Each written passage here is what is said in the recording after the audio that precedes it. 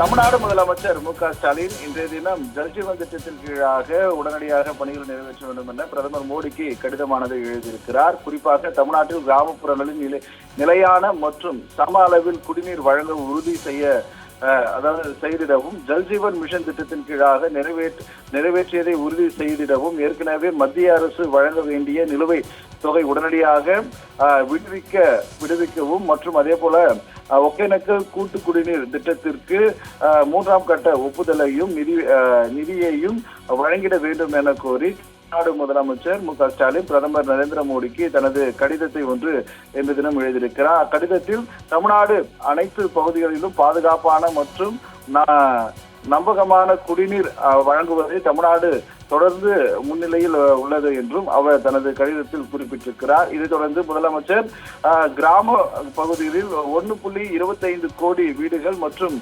1.12 கோடி வீடுகளும் செயல்பாட்டில் இருக்கிறது மற்றும் குழாய் மூலம் இணைப்புகள் வழங்கி ஜல்ஜீவன் திட்டத்தின் தமிழ்நாடு பொறுத்தவரை முதன்மை சக்தியாகவும் இருந்து வருவதாகவும் தமிழ்நாடு முதலமைச்சர் மு.க.ஸ்டாலின் தனது கடிதத்தில் குறிப்பிட்டிருக்கிறார். ஜல்ஜீவன் மிஷன் இந்தியாவின் முதல் கட்டத்தில் தமிழ்நாடு 45 புதிய பல கிராமங்களில் உள்ளடக்கிய கூட்டு குடிநீர் திட்டத்தின் மூலமாக 56 பழைய கூட்டு குடிநீர் திட்டங்களையும் மற்றும் 21,258 ஒன்றிய கிராம திட்டங்களையும் மொத்தமாக 18,123 கோடி திட்டங்கள் பல கிராமங்கள் அடங்கிய 101 கூட்டு குடிநீர் திட்டத்தின் மற்றும் பழைய குடிநீர் திட்டங்கள் மூலமாக புனரமைப்பு திட்டங்களுக்கான 92 திட்டங்கள் நிறைவேற்றப்பட்டுள்ளதாகவும்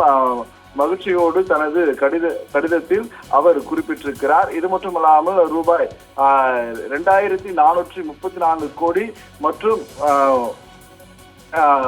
போதிய ரூபாய் 7,302 கோடி மட்டுமே விடுவிக்கப்பட்டுள்ளதாகவும் தமிழ்நாடு முதலமைச்சர் மு.க.ஸ்டாலின் 2024 செப்டம்பர் முதல் இந்த நிகழ்வுகளை மத்திய அரசிடம் இருந்து தமிழ்நாடு அரசு பெறவில்லை என்றும் அவர் கடிதத்தில் குறிப்பிட்டிருக்கிறது குறிப்பிடத்தக்கது.